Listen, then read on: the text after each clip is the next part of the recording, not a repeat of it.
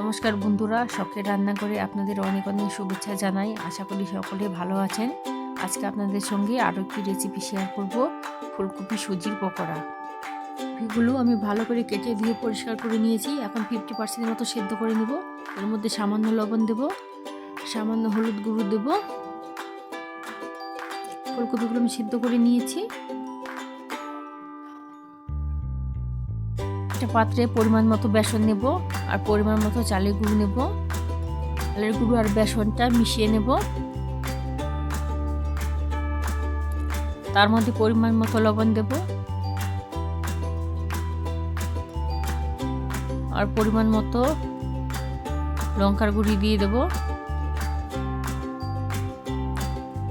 অল্প জিরে গুঁড়ো দেব, অল্প হলুদ গুঁড়ো দেব, সামান্য গরম মশলা দেব। মশলাগুলো বেসনের সঙ্গে মিশিয়ে নিয়েছি। এর মধ্যে একটা ডিম দিয়ে দেব। ডিমটাও ভালো করে মিশিয়ে নেব। অল্প অল্প জল দিয়ে একটা ব্যাটার তৈরি করে নেব। ব্যাটারটা তৈরি করে নিয়েছি। আমি এখন ফুলকপিগুলো বেসনে ডুবিয়ে নেব।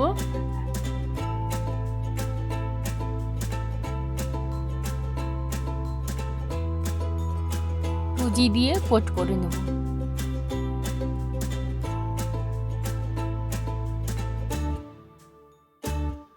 ঠিক এরকমভাবে কোট করে নেবেন। আরেকটা কোট করে নেব। আমি পরপর সবগুলো এরকম করে ডুবিয়ে কোট করে নেব।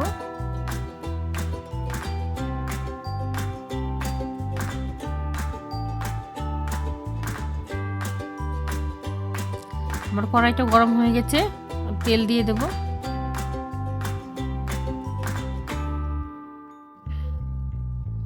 আর তেলটা গরম হয়ে গেছে, ফুলকপিগুলো দিয়ে দেব।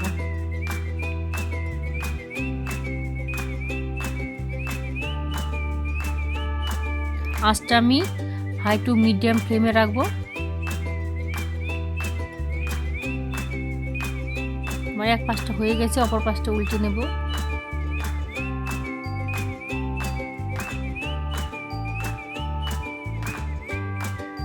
ফুলকপি পকোড়াগুলো হয়ে গেছে, এবার তুলে নেব।